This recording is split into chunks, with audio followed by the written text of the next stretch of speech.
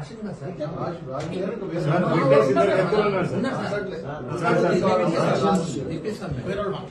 నేను ఒకసారి మాట్లాడతా ఒక్క నిమిషం సార్. దయచేసి సార్ మా ఒక గిరిజన బిడ్డ ప్రతి ఒక్కరికి జీవించే హక్కు ఉంటుంది. 2 సంవత్సరాల నుంచి కూడా మానసిక వేదన గురై రామచంద్ర అనే వ్యక్తి మానసికంగా ఆయన వల్లని చనిపోయిందనేది అందులో కూడా రాసిండు. అది కూడా ఆ కేసు కూడా ఆయన రామచంద్ర కేసులు బుక్ చేయాలి. రీపోస్ట్ మాస్టర్ చంపిరేమో మేమైతే ఆత్మహత్య చేసుకుంటాం. ఆయన కూడా రీపోస్ట్ మార్టం నిర్వహించాలి. ఎందుకంటే ముఖ్యమంత్రి నియోజకవర్గం, ముఖ్యమంత్రి మీద మాకు నమ్మకం ఉంది. ఆయన దేశం మేము అంటలేము, ఆయన కాపాడుతున్న మేము అంటలేము, కానీ ఉన్నాయి దాని విషయాన్ని చెప్పండి. కాదని మీరు దాని మీద చేయండి, ఆరోపిస్తాం మేము. ఎందుకంటే పొలిటికల్ కదా సార్, ఎవరైనా చేస్తారు. ఎవరైనా పొలిటికల్ ఉన్నప్పుడు నిజంగా వచ్చిన ముఖ్యమంత్రి మీద ఆరోపణలు వస్తాయి. మరి అందువల్ల మేము చెప్పేది ఏంటంటే, మేము అమిత్ షా దగ్గర మేము తీసుకున్నాం సార్. బండి సంజయ్ గారు కూడా మేము మాట్లాడినాం. మేము మీ మీద నమ్మకం ఉంది. ఇలాంటి జిహాదీలు ఎక్కడున్నా సార్ మనకు కష్టం సార్. ఇలాంటి మీరు కట్టడి వేయాలి. అందువరకు మీరు 3-4 అంశాలు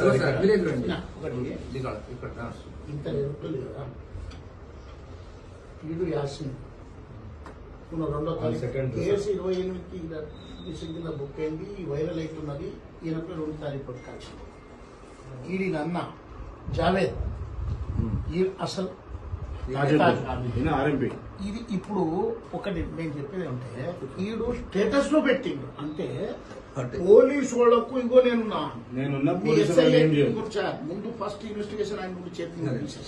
ఎందుకు చెప్తా, మా అంజీ అనేవాడు విట్నెస్, వాడు పోయి చెప్పింది సార్, మా ముందలు తిట్టింది సార్ వాళ్ళంతా చెప్తే వాడిని మళ్ళా గట్ల పిలిపిస్తున్నారు. ఇప్పుడు పోలీసు ఇప్పుడే మేము వస్తుంటే మా దగ్గర వచ్చి చెప్పింది. ఆయన వచ్చేయమంటున్నాడు తెలుసా బాబు, మా ఫోన్ చేశాను ఆయన మీ ఎస్ఐ వేరే ఫోటోలు ఇమ్మీడియట్ వస్తాను ఇంటికి రావాలి.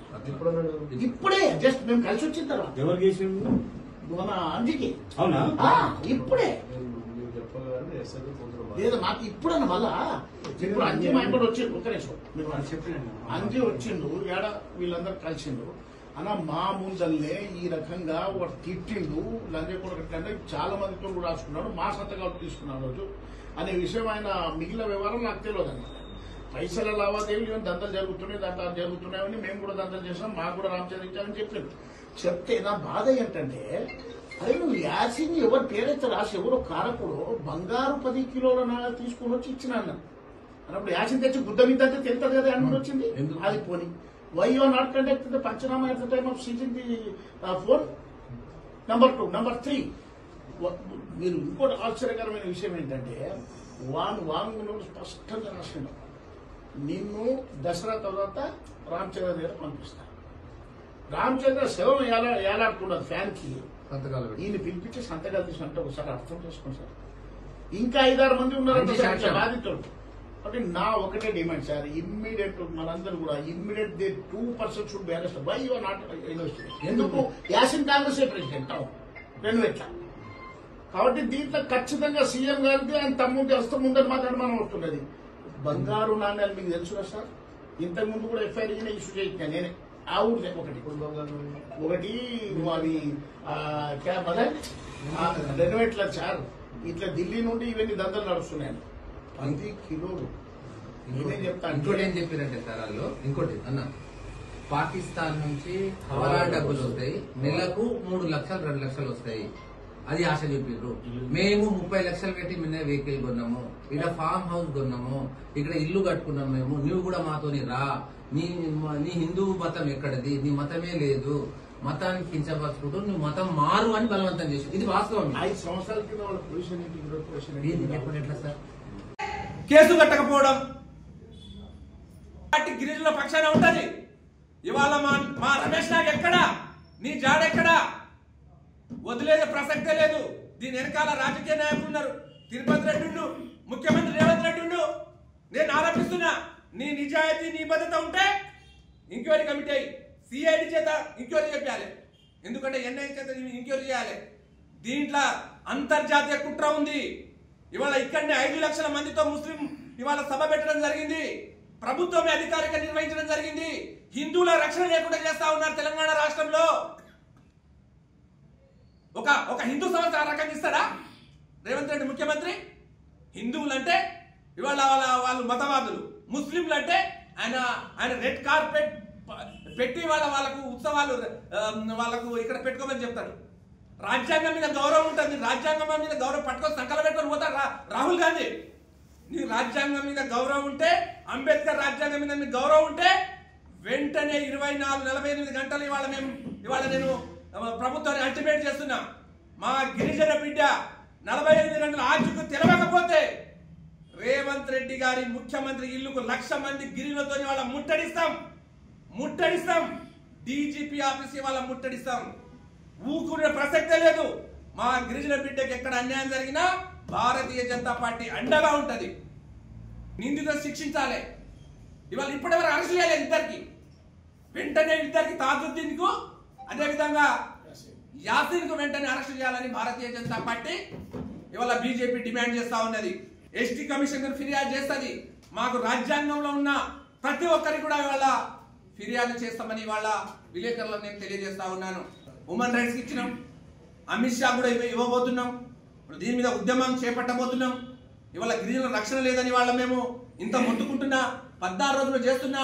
మా భారతీయ జనతా పార్టీ నాగరావు రామోజీ గారు గత 15 రోజుల నుంచి, మా జిల్లా అధ్యక్షుడు ఇవాళ సత్య యాదవ్ ఇవన్నీ కూడా మా ప్రజల్లో చెప్తుంటే వాళ్ళకి పట్టించుకుంటలేరు. దీని పత్రికలు రాకుండా చేస్తారు, ఇష్యూ ముందర రాకుండా చేస్తారు. ఇదే నా ప్రజాస్వామ్యం అంటే. వెంటనే కేసు బుక్ చేయాలి. నీది నిజాయితీ నిబద్ధత ఉంటే ముఖ్యమంత్రి రేవంత్ రెడ్డి గారు నీ హస్తం లేకుంటే బొక్కలే ఇద్దరికి ఆ తాజుద్దీన్ కు బొక్కలే, యాసిన్ కు బొక్కనే. హిందూ దేవులకు అవమానించిండు, మత మార్పిడి చేసిండు, దొంగ బంగారం ఎత్తుకొచ్చినట్టు చేసిండు, ఇవాళ పాకిస్తాన్ హవాలా డబ్బు ఎత్తుకొచ్చినట్టు చేసిండు. ఎన్ని 4-5 కేసులు పెట్టొచ్చు, ఒక్క కేసు పెట్టలేదు ఈ ప్రభుత్వం. 24 జనవరి 6, 7, 8 జనవరి 6, 7, 8 తబ్లిగీ జమాతే ప్రపంచ స్థాయి సమావేశాలు వికారాబాద్ జిల్లాలో 2024లో కాంగ్రెస్ పార్టీ అధికారికంగా 5 కోట్ల రూపాయలు ఇచ్చి ఇక్కడ నిర్వహించింది. దానికి కలెక్టర్కి ఇన్ఛార్జ్ పెట్టిండ్రు. దానికి బట్టి విక్రమార్క రాజమర్యాదలు చేసింది. దానికి ఇది ఒక తండాలో, పరిగి సమీపంలో నజరాబాద్ తండాలో జమాతే ఇస్లాం ఈ సంస్థ మీకు అందరికి తెలుసు. కరోనా టైంలో అది ఢిల్లీలో కూడా ప్రపంచ స్థాయి 5 లక్షల మందితో నిర్వహించే మత మార్పిడి చేసే సంస్థ. అయితే ఇక్కడ నేను ఎందుకు అంటున్నా అంటే రమేష్ అనే వ్యక్తికి ఏ రకంగా తాజుద్దీన్ యాసుద్దీన్ ఏ రకంగా మత మార్పిడి చేసి మా మతంలో రావాలనేది ఆయనకి ఏ రకంగా ఒత్తిడి చేసినదే విషయం. అయితే ఇక్కడ ఆయన ఆర్ఎంపీ డాక్టర్ ఎవరు? తాజుద్దీన్.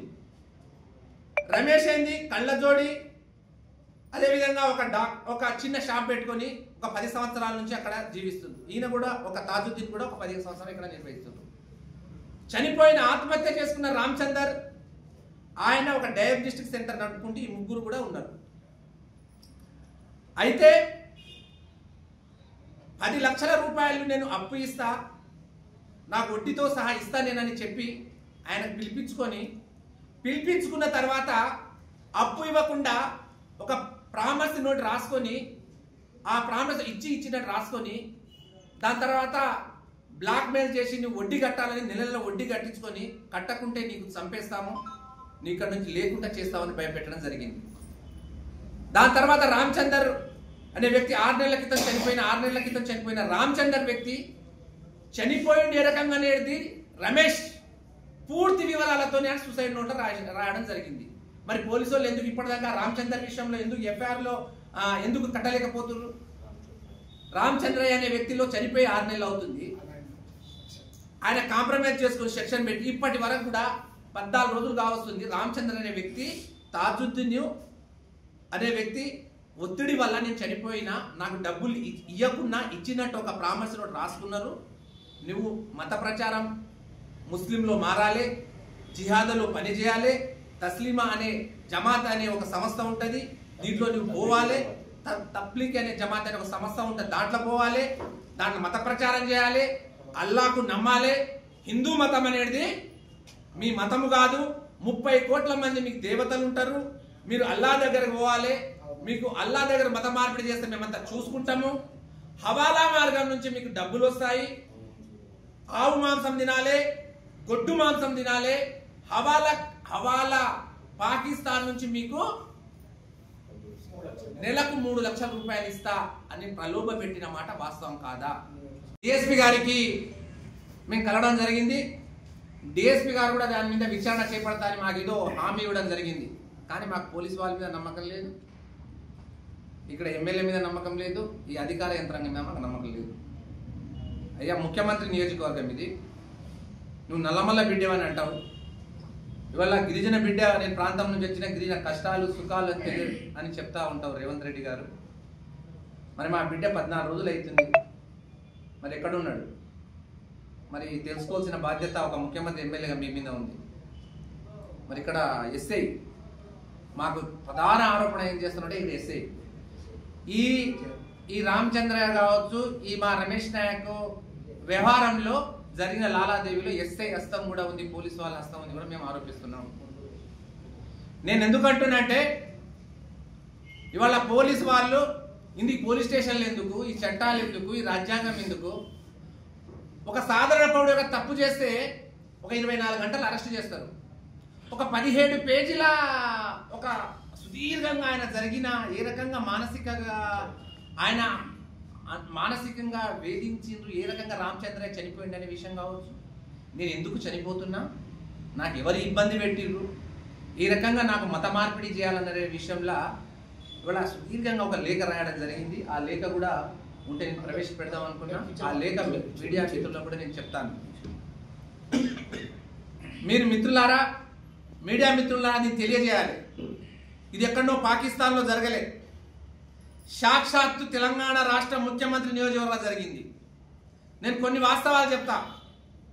భాగంగా ఆ తాజుద్దీన్ అనేటువంటి ఒక దుర్మార్గుడు ఈ యొక్క బీసీ కులానికి చెందినటువంటి రామచంద్ర యొక్క ప్రాణాన్ని పుట్టన పెట్టుకోవడమే సరిపోలేదని చెప్పి మరి ఈనాడు రమేష్ నాయక్ని కూడా ప్రాణాన్ని పుట్టన పెట్టుకోవాలనేటువంటి ఒక దుర్మార్గమైనటువంటి ఆలోచనతోని తనని లొంగ తీసుకున్నటువంటి ప్రయత్నంలో భాగంగా మరి ఆనాడేమో మన యొక్క రామచంద్రయ్యకి సంబంధించి రామచంద్రయ్య తన దగ్గర డబ్బులు తీసుకున్నాడనేటువంటి, తనకి డబ్బులు ఇస్తానంట అని చెప్పి మరి అతనితోని ఒక మోసపూరితమైనటువంటి పత్రాన్ని, నకిలీ బాండ్ పేపర్ని రాయించుకొని, ఒక నకిలీ నోటును రాయించుకొని దానికి జమానత్తుగా రమేష్ నాయక్ని పెట్టించుకొని మరి అతనికి డబ్బులు ఇవ్వకుండా మరి రామచంద్రయ్యకి సంబంధించి తనకు తానుగానే ఆత్మహత్య చేసుకునేలాగా ఆ యొక్క కేసుని మిస్టరీగానే ఉంచి మరి ఇక్కడ ఉన్నటువంటి పోలీసు, ఇక్కడ ఉన్నటువంటి పాలనా యంత్రాంగం అంతా కూడా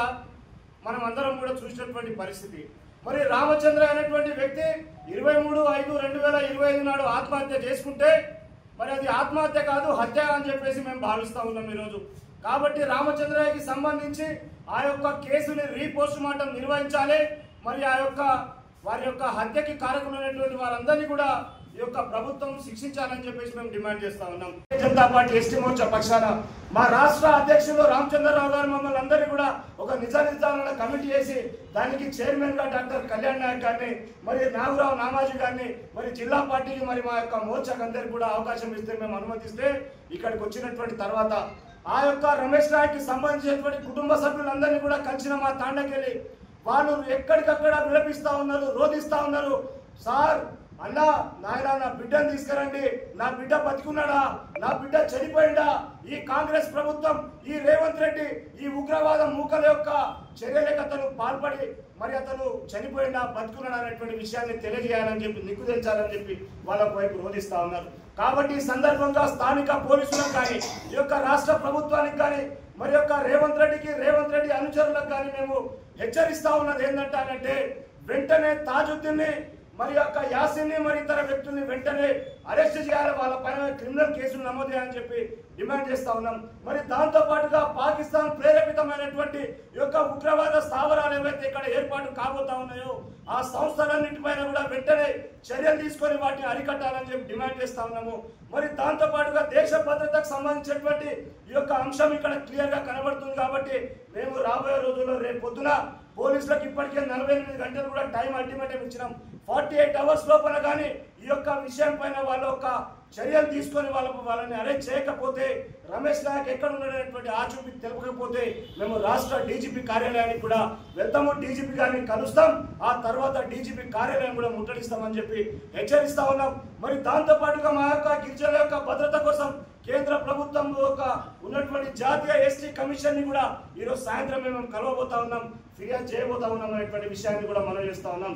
మరి ఆ తర్వాత జాతీయ భద్రతా సంస్థ అయినటువంటి ఎన్ఐఏ కూడా ఫిర్యాదు చేయబోతా ఉన్నాం.